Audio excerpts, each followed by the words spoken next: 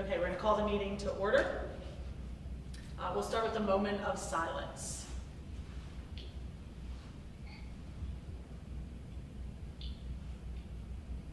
Coming up, you ready? Oh, I didn't get it. If you would join in the Pledge of Allegiance, please. I pledge allegiance to the flag of the United States of America and to the republic for which it stands, one nation, under God, indivisible, with liberty and justice for all. Call the roll, please. Mr. Koval? Here. Mr. Cortland? Here. Mrs. Jones? Here. So the first thing on the agenda is the approval of previous meeting minutes from the July 3rd City Council meeting. Everybody should have gotten them electronically. If there aren't any questions, if we can have a motion to approve the minutes. I'll make a motion to approve the minutes. I'll second it. Call the roll. Mr. Cortland? Yes. Mr. Koval? Yes. Mrs. Jones? Yes. Next on the agenda is the approval of the operational reports. Again, everything was sent electronically, so we have the building inspector, finance, fire, police, public works, water, wastewater, treasurer monthly reports for June 2023. Does anybody have any questions on any of the reports? Okay. Do we have a motion to approve all of the June department reports? I'll make a motion to approve all the June reports. I'll second it. Call the roll. Mr. Koval? Yes. Mr. Cortland? Yes. Mrs. Jones? Yes. And, next on the agenda is the manager's report. Yes, good evening, council. Just a few items this week. The first, have two special events applications that were approved. The first one is Worship in the Park, which is going to be held on August 21st from 7 p.m. till 8:30 p.m. This will be a worship praise band playing at Shiny Park Gazebo, and also times of prayer. This is put on by the Grace Fellowship Church, Phil Taylor. They've had this in years past. They're just asking obviously to use the gazebo in the yard or on Shiny Park. They have provided the city with the appropriate insurance as well. Again, that'll be on August 21st from 7 p.m. to 8:30 p.m. They're encouraging everyone to come out and enjoy this event. The next special event application I have is the Titusville Bike Rodeo. This is being held in the City Hall parking lot. It's put on by the Trails Association, TRI, PennDOT, Titusville Police Department, Titusville Methodist Church, State Representative Lee James' office, and other community volunteers. Basically, this rodeo is going to teach bike safety for children ages 5 through 12. It's a free event with games, skill competitions, awards, giveaways, lunches provided as well. This will be on August 5th from 11 a.m. to 1 p.m. Again, that's in the city parking lot, City Hall. They've also provided the appropriate insurance, and that event is approved as well. One of the questions we had with this was paving, how that was going to affect the rodeo. We'll work on that with Leah if it becomes an issue. So the entire lot will be closed that day? So they're asking for the entire lot, or at least as much as available is what they're asking. So we'll accommodate whatever we have to do to help them. Mm-hmm. Yep. Let's see, next, I had the opportunity last week to meet with the Titusville Hospital officials to discuss opportunities in partnering for some potential projects here in the city. We also discussed the city potentially leasing or purchasing the parking area on the north and south side of West Oak Street in front of the hospital. Currently, we are working with our city solicitor on the logistics of leasing or selling that area. I'll be working with council as we proceed through that process with the hospital. Next, wanted to just reiterate the new program through Catago. Just a reminder to everyone, the new on-demand service which replaces the previous fixed route system in the city. They operate 7:30 a.m. to 5:30 p.m. Monday through Friday. There's several locations throughout the city. It's obviously something new. They started last Monday. We have a map. It's not on our website yet. It will be on our website. Also on catabus.org. They keep opening up more locations. Again, this is, folks can use the app. They can call, and what happens is you go to the different locations by looking at the map. CATA picks you up usually within 5 or 10 minutes to take you where you need to go throughout the city. They still are offering their service to take folks from Titusville to Meadville. That's Tuesday and Thursday only. That's the fixed route schedule. The rates for CATA Go are $1.50 each way. It's free for seniors over the age of 65, and it's free for children under 6. This is as well. replacing what we had before, This or this in addition? replacing the previous fixed route Okay. that they had. But they wanted to reiterate, they are offering that route. Right. Times wise, you have to go onto the website to see what time the pick was if you want to go to Meadville. That's all they're asking. They told me the first 3 days they had over 100, I believe over 100 folks that used the new CATA Go service. So Nice. very excited about it. Again, I just refer everybody to go to the website, catabus.org. If you have any questions or concerns, we have flyers at City Hall as well for folks that come in. If you have any questions, one of the pickup locations is actually City Hall out front. So it's a great program. Next, just briefly, Council, I want to talk about TASA. It's a transportation alternative set-aside funding. I had mentioned it to Council previously. We became aware of some funding potential through TASA, more specifically for safe routes to schools. Essentially, this funding could replace sidewalks within a 2-mile radius of a school. Obviously, we have multiple schools in the city, so the funding would be a great help. Funding is a minimum award of $50,000 with a max award of $1.5 million. The city would be responsible for the project design. It does appear that the $30,000, Sarah, you had asked if the $30,000 from the CDBG we set aside would be able to be used for the design, and that is the case. Oh, good. So that's great news. Mhm. I've been working with a local engineer to try to get some more detailed information of, how much is it going to cost, how many sidewalks could we do, and what would the city be responsible for. The only match, obviously, is the city coming up with a design fee from an engineer. There is no match on the construction work aspect of it. The rough draft application is due this Friday. That rough draft is just some basics. We don't have to give a total price of what it's going to cost or what exactly we need done. We just have basically some basics of what our program or what we're asking for as far as when the sidewalk's done, things like that. So that's due at the end this Friday. The actual final application is due September 15th, so we have a little bit of time there. So I'll be working to get the rough draft application done this week. I'll probably be coming back to council with some numbers as far as what the responsibility as far as design fees are going to be from the city. Next, cleanup day. This was kind of put together rather quickly. Usually we do a cleanup day before Oil Fest. We picked August 5th. That's a Saturday before Oil Fest from 9 a.m. to noon. We're going to partner with Take Pride and clean up around Shiny Park, around some of the other businesses as well. A lot of times we sweep the sidewalks. We weed around, unfortunately, around some of the businesses that don't do that. So again, that's August 5th from 9 a.m. to noon to basically just spruce things up for Oil Fest the following weekend. National Night Out. Council recalls we have that every year at our police and fire department, where we basically just have an open house at our police and fire, showcase some of our apparatus. We partner with other jurisdictions. Adult probation comes over, state parole, I think PIT comes over as well. That's going to be on August 1st. August 1st from 5 p.m. to 7 p.m. That'll be at the police and fire department. We have, actually was talking to Dustin today, and we've talked about how it's grown. We seem to get a lot more people each year. We're talking about possibly maybe closing Spruce Street down, maybe getting a permit through PennDOT, maybe shutting part of Franklin Street down, just so everybody's not kind of crammed together. We may also consider moving into another location. But we know kids like going inside the fire station, inside the police station as well. So again, it's just seemed to grow over the last few years, so we're looking at other alternatives to at least be able to spread some people out. So again, that's August 1st.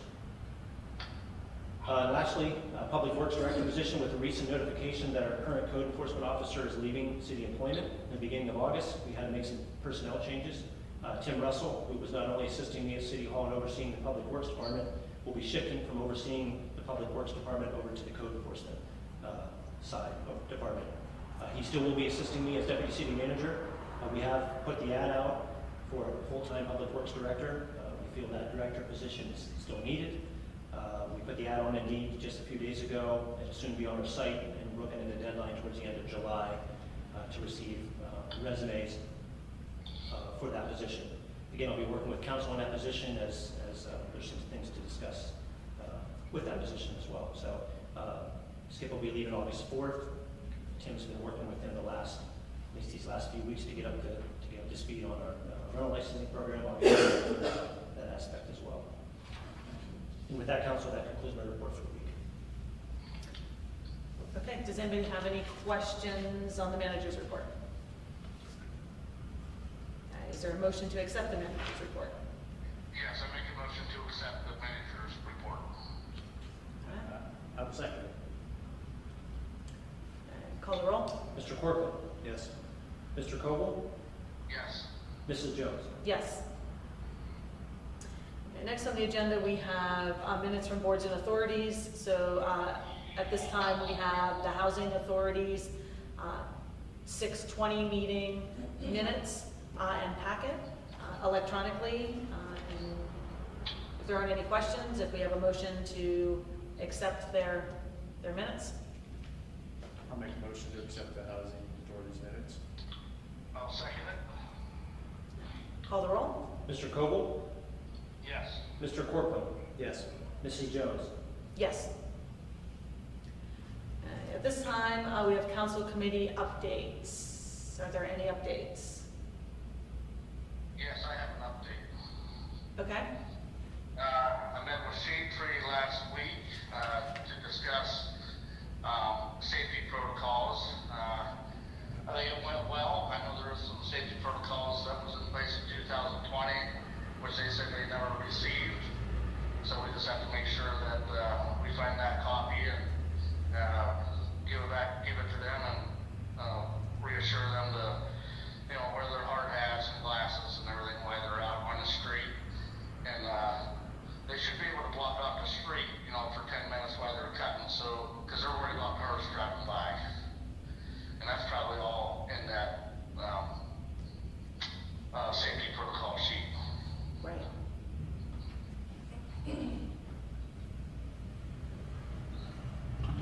Thanks, Jack.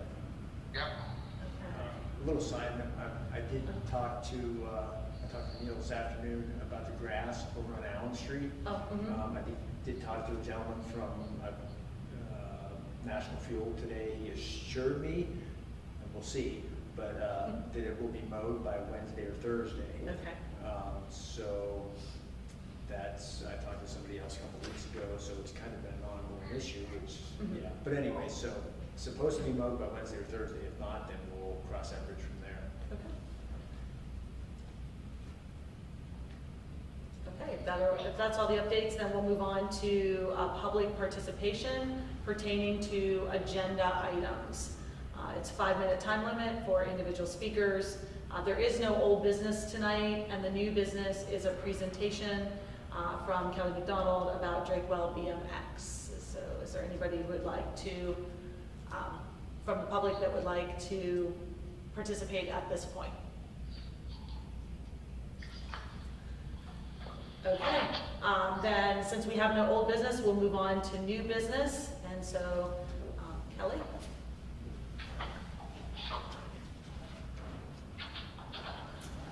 Good evening. I've been in this position before, giving you guys updates. And I've been in touch with Neil over the course of the last few weeks. I know that Dan Hasbrook has also emailed a bunch of times asking some questions. His son joined our beginner program and fell in love with BMX and is in it 100%. So Dan in turn has also stepped in and has started to help us. In doing all of this, he is seeing that we're in kind of a dilemma. Coming off of last weekend, or this past weekend, where we hosted 210 riders for our state qualifier, we ran 2 races. We ran a Friday night race for life, which the donations go to the Leukemia and Lymphoma Society, and then the big state qualifier race, which interestingly enough, we did in record time. Everybody was home and on the road. I was back at my house by 4:30, which is amazing to have that many riders to get everything done in such a timely fashion. It is very difficult for me to stand here and say these things, but I need everybody to understand the dire situation that we're kind of in. And it's not due to finances, and it's not due to anything that anybody has done. It's due to the fact that nobody comes. So I'm going to read for you the email that I sent to Neil, because it kind of outlined the past 10 years of my existence with Drakewell BMX and the growth that we've had over the course of the years. So please bear with me, because this is very long. Okay. I thought that I would take a minute to update you with some information that would give you some insight into the status of the track. Bear with me, as it is lengthy. Both Brock and I stepped in to be a part of the board in 2013. Prior to that time that we had joined Drakewell BMX, that organization was the victim of investment by Mike Rice, who was the director of leisure services at that time. What was happening is that the treasurer of the time was simply turning the money over to Mike, and he was not asking for any documentation of what she had given him. He deposited the few checks that were written and made out to Drakewell BMX, but none of the cash ever made it to the account. When we joined the board, the city council had already made the decision to dissolve leisure services, and every organization under its auspices had to fend for themselves in terms of running their business and picking up the pieces. The bank account at that time for Drakewell BMX had $900 in it. We had also had the garage broken into, our four-wheeler stolen, and it was run through Oil Creek, which damaged some items. Our building was damaged during the break-in, and with $900 in our bank account, we managed to pull off the repairs to the four-wheelers with the help of Brock, who knew how to do those repairs, and the building materials that were donated by Morrison's generously. We were told by the city council and the city manager at that time, which was not Neil or you guys, to just figure out what works best for you guys. When we stepped in, we simply didn't have enough money to even run. I began to seek donations, and many people were very reluctant to do so because their money had been invested previously. Bob Joyce helped me connect with the Greater Titusville Development Foundation with help in bringing legitimacy to our cause. We were one of the first groups to connect with them. It took a while, but in the meantime, we asked for in-kind donations. I put my own name on the line as the reason why they should invest in us, and somehow I made it happen that year. During that year, the crew that was on board made an effort to clean up the place and help it look less abandoned, because at the time it really did. It was rusted, and it was not painted, and it was just not very welcoming. The following year, we saw a donation of $5,000, which Oil Creek Plastics generously donated to build our announcing tower. We had gone to the city council asking permission, and their interest in our efforts was minimal at best. We did get permission to do so with amendments to our design. And with the gracious help of 84 Lumber and Seneca giving us a great discount on supplies, we had enough money to build the tower, side the building, and purchase a better sound system. We grew to learn how to stretch every dollar to make it work for our organization. Through the years we've been involved and worked hard continuously to improve the facility, which over the course of the past 10 years I believe has proven true. Every piece of that track and its equipment has been replaced with something better. We had a failure one year of our hydraulic piston, which operates the gate up and down. And we had to replace it at the cost of $2,000. When your operating budget annually is about $5,000, that's a serious chunk of money. A couple years back, we had the very successful Gold Cup weekend, where the proceeds from that race went into purchasing a new computer for registration, an iPad, a square system, new speakers, a new sound system, and glue. Glue has been the godsend for this track maintenance, but it's also a huge expense. The glue that was $550 a few years back is now almost $900 a barrel. This year, luckily, we had leftover from the large purchase that we made last year, but to put it in perspective, we used 4 drums this year, and we could have used more since we put 7 truckloads of dirt into the track this past year at our expense. Ever since we've been involved, the city has taken kind of a hands-off approach with Drakewell BMX. I'm very sad to say that at one point I did have a copy of the lease. Neil and I talked about this. I did have a copy of it. I can see it in my mind. I know exactly what it looked like. It was this hand-typed, form, and it was a 99-year lease, started in 1979, and it was a $1 deal. And I remember what it spelled out, and I had that along with other historical documentation in a binder, which has since been lost as I handed it over to the next group. I'm assuming that it's somewhere, just don't know where.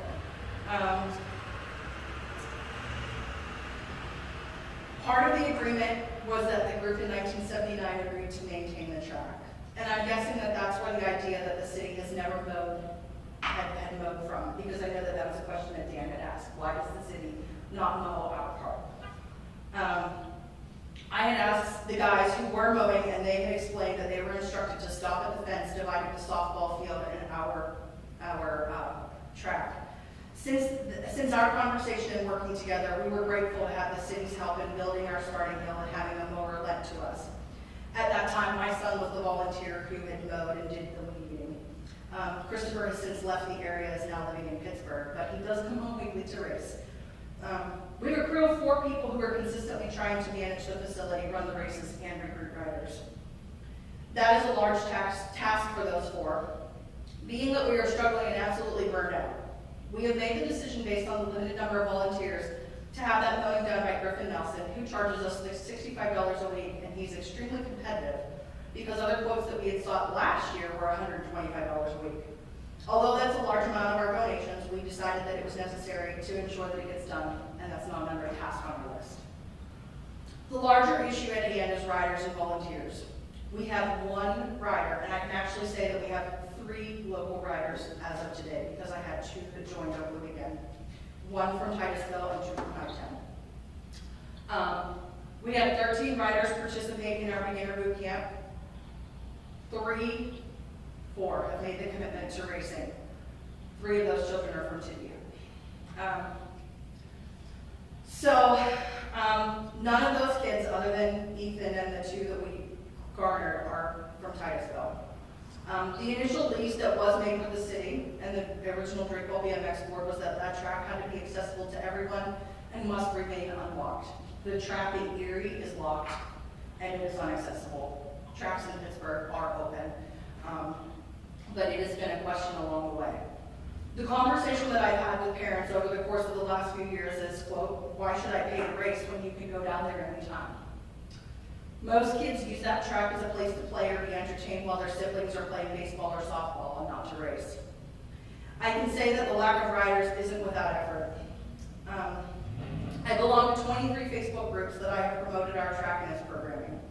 I work in Titusville Community Charter School, and I'm beginning a bicycling program out there. I made 600 copies of our flyer to distribute to the elementary kids in the Titusville elementary schools, and we received 5 children from our own district for the beginning program. This is the type of effort that is done annually. One year, we sent out close to 3,000 flyers to Oil City, Franklin, Meadville, and Valley Grove schools with little to no response. Our track is currently ranked 9 out of 9 in the state of Pennsylvania, based on our numbers. USA BMX ranks the tracks based on a multitude of things, and rider counts a lot for most of that ranking data. With an average rider count of 19 riders weekly, that number isn't that hot. Our 4 board members live outside of the area. Brock and I have moved to Dempseytown to help with his aging mother. The Howard family lives in Cambridge Springs. Tony Fox, who helps and races, lives in Rocky Grove. Dan Hasbrook and his son have joined Drake Ball BMX through our beginner league that we ran, and Dan has been a huge help in getting the work done in preparation for our qualifier weekend. He is the only local person that I can say is active with our organization. The guys were working a few weeks ago, Wednesday and Thursday night, preparing the track, and Friday they glued until 2 a.m. I left at 11 because I had to go home because Brock's mom had surgery. The glue is a critical part to maintain the track for all who use it, racers and community kids alike. It keeps the soil stable, doesn't make ruts, and it keeps the turns from basically like getting very dusty and caving in. So it is a really expensive but necessary part to maintaining our facility. But the task of keeping our facility nice is wearing us out, and with $900 a 55-gallon drum, that's a pretty expensive line item. I will tell you that my race team has made the commitment to helping new people join BMX. We started the Ride with Rad program. We did this in hopes that we can build a reasonable local rider race. We've promoted this again in 23 local Facebook groups, and I have asked everyone that is connected to BMX to share our information. We need local kids and those parents to help us and step in. Our current board is to the point that we can no longer continue to put forth the effort with very little riders and no other help. Based on the number of riders that we're having racing weekly, we have operated at a net loss every week. Between the porta potty, electric quick fees, mowing, trophies, and sanction and race fees, we're often not covering the costs and are eating into the money that we made the previous year for the qualifier. Donations and sponsorships that we had previously have diminished. An example is that the Moose used to donate $1,000 annually. This year we received $100. We would consistently count on approximately $5,000 from a plethora of sponsors. This year we received $2,500. $1,000 of that came from poppies. So there's a large chunk of our operating expenses that is no longer there. Funding is one issue that can actually be managed with some sponsorship reconfiguration and stretching every dollar as we have become accustomed to, but it's limited our reinvestment in the facility. I sat down and I thought about, over the course of 10 years, how much money has been reinvested into that facility, and I came up with the number of $65,000. That includes the $25,000 estimate on the starting mill that the city helped us with, and Oil Creek Plastics did. The just reinvestment annually of about $5,000 to $7,000 to $10,000 whenever we had extra money to put into that facility. So there has been a substantial reinvestment into that facility to make it more user-friendly, make it more challenging, allow a great facility and a safe facility. And we can't get kids there, we can't get parents there, and it's really bothersome. I said I would love to remain on board and focus on coaching and recruiting new riders. It's what I do best. I'll tell you that I'm probably the most enthusiastic person when it comes to BMX. I know what it's done for my family, and I know how much I love this. And I am so much of an advocate for bicycling that I am putting together a program in my school over in Titusville. I'm working with young kids. Adam, who has done the gravel race, gave me a donation of 10 balance bikes that I'm putting into practice this school year. My goal is to grow that. I just did a bike camp out there for 31 kids, 2 of which came on Friday and came to hang out. It's seeding, but I don't know how quickly we can grow. So our dilemma is that I've reached out to the other tracks who are in the same predicament. Erie is in the same situation. They have the same 5 volunteers that show up. They have more riders because obviously they are a larger metropolitan area. We are a little bit more of a rural community that we're pulling from all kinds of places. So we're at a disadvantage. So bottom line, where does this leave us? We have until the end of August to see. Hopefully some more kids show up. I hate the fact that we have the best racing surface of all the tracks within a 2-hour radius and the best staging and starting hill, which I've heard again, time and time again this weekend. And yet nobody comes out locally to support us.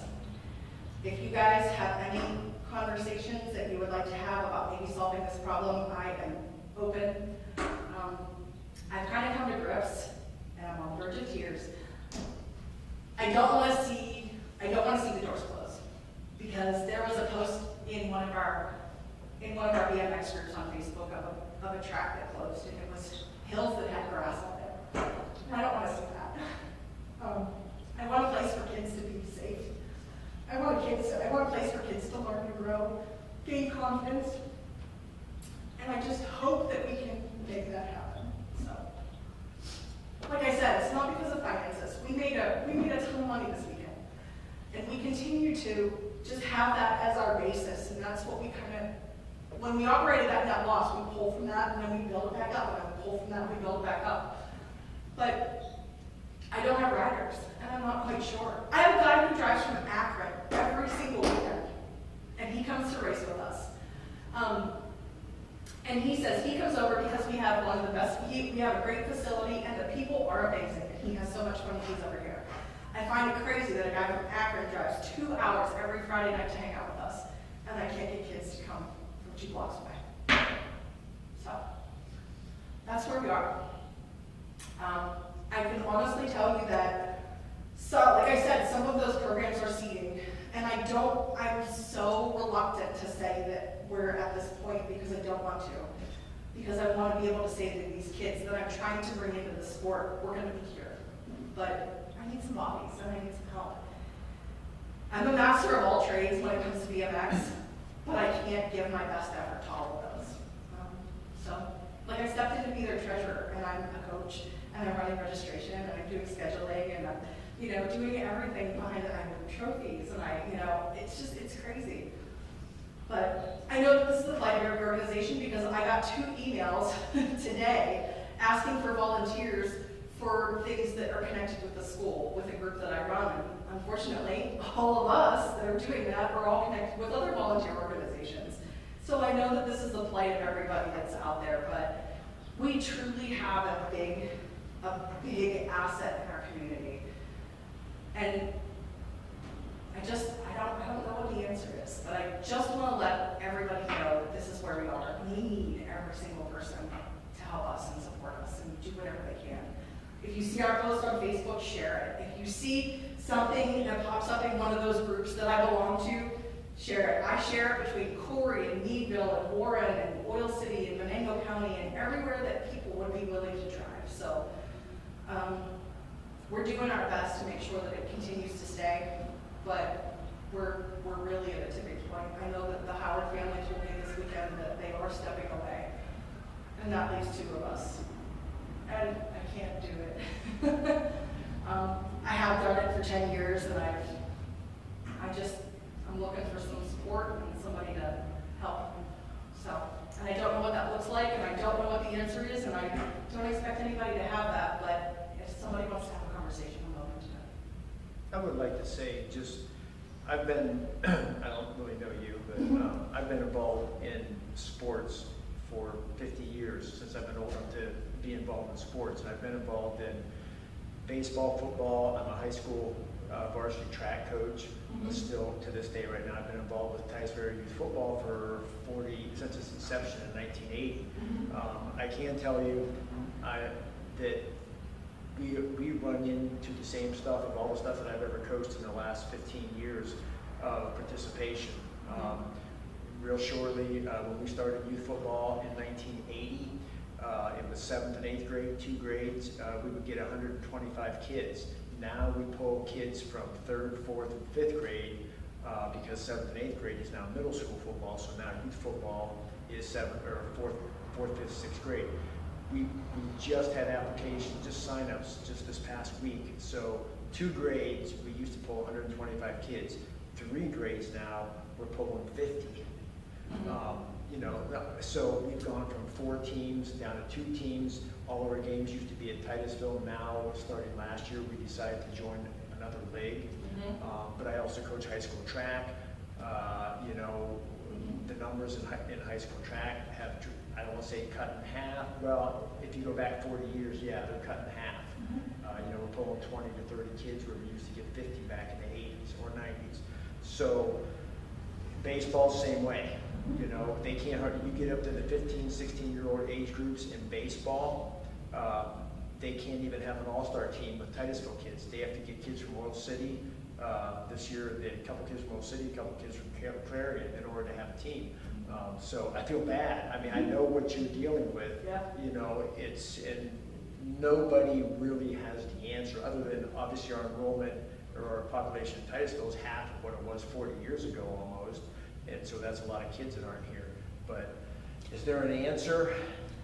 Well, and we want to offer all the same things, Yeah. and as time changes more, Yeah. so we have lesser kids with more things to fill, and Yeah. so those that participate in many, many things, because to have all those activities, so it's the same adults, the same kids, it's the same pool of people doing what used to be Right. twice the population able to do, and and I empathize with everybody who's trying to succeed in all of those things. And I think that's why we don't have answers, unfortunately. I know. And times have changed too, so, and things ebb and flow, what kids are interested in, what people, and so. I guess I would just ask, like 20 years ago or 30 years ago, like how many kids were in BMXN, like in Titusville? I mean, was there quite a lot more? Yes, there were. Because my husband and so 10 years ago, there was a larger group of people that were racing regularly.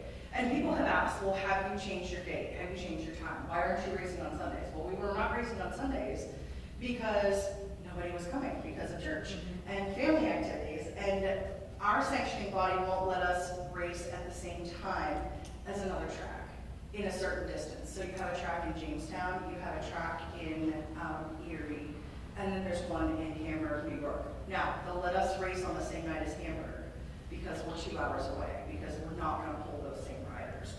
But I can't race Saturday mornings because they're within an hour of us. I can't race on Saturday nights because that's when Jamestown races, and so Sundays was our day. And switching to Fridays has been a little bit better, but it's still very challenging. And I know that it's very disheartening when I go to Erie and they have 80 people that show up, and I have 19, you know. And I know it's just because of the numbers and where they're located, but it's very hard. I can tell you that there's a push because parents are getting tired of their kids. You know, during COVID, everybody was at home and everybody was behind a computer, and we became accustomed to that. Parents are getting sick of it, and they're ready to get their kids back out in the, you know, get outside and play and ride a bike and all of those things, because the fact that I had 31 kids that showed up at my school for a 3-day, half-day camp, and I was able to pull Officer Bean to come and help me, and we did. He was awesome, and we had a great day with him. You know, I was so thrilled about that, and it made me so happy. And you know, the kids are going to remember we rode our bike in the gym the day that we couldn't go outside, and you know, that's the memories that they're going to have. And I want to make sure that we continue to do that. Like I said, I just don't know what that looks like. So I'm just letting everybody know. I know that I can make this place successful if I can put a roof over that and run all winter. But that requires a lot of money that fortunately none of us have. But there are no indoor tracks in this area. There used to be one up in, oh gosh, it was 4 hours away, and they ran all winter, and they were packed. So, look, if anybody has a building, I can make it happen. But that's just where we are. And I don't want to see a city facility, you know, not be utilized the way that it was meant to be. And I want to make sure that we can continue to provide what everybody uses it for. The kids from the Y were down there the other day, and I happened to be down there, and I talked to them briefly about what was going on. And, you know, so I know that the community uses that, and I want to make sure that we can continue to do that. So that's why we're so invested in trying to make it happen. But I hear you. So it is, there's so much to choose from, and a lot of sports are playing all year long. So those kids that may have, you know, had a break, you know, they're playing volleyball all year long. They're playing baseball all year long. And so it becomes challenging. So, but that's where we are. And we appreciate you coming and letting everybody know that that's kind of where we are, Yeah. and that, you know, the facility is a good facility. Yeah. And, you know, if you're not involved, you may or may not know that. Exactly. Right, and so we appreciate you coming and Yep. sharing all of that with us today. But thank you. I appreciate your time. So, Good luck. thank you. Okay, at this point, we have public input once again about any topic that you would like to discuss. Again, 5-minute time limit per individual. If anybody would like to participate. Okay, with that then, we have comments from mayor, deputy mayor, and council at this point. And so, James, start with you. No, not really much to really say. I guess every kind of covered tonight here, I guess. And so, yeah. All right. Chad, do you have anything you want to add? I do not. Let's just get the town to support the BMX track and get everybody down there and get some riders there. Okay. So the only comments that I really would like to make is now we're in the midst of we're in the middle of summer. We have lots of events going on, and so certainly those that live here and those that come into the community, hopefully they're checking the community calendar. I know more and more events go on there, but also a reminder to those people hosting events that you want to get them on the calendar so people know that they're happening. But even though we are a small town and sometimes we feel like there's not a lot happening, if you really look around, there are lots of things going on.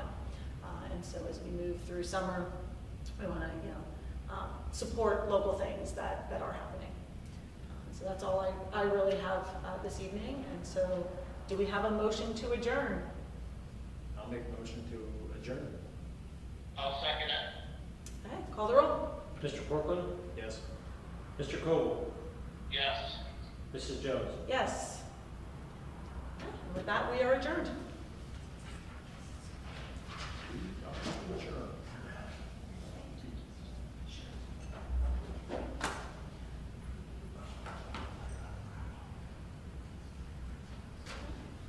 Thanks, Jeff. Okay, yep. No, you're good. I will,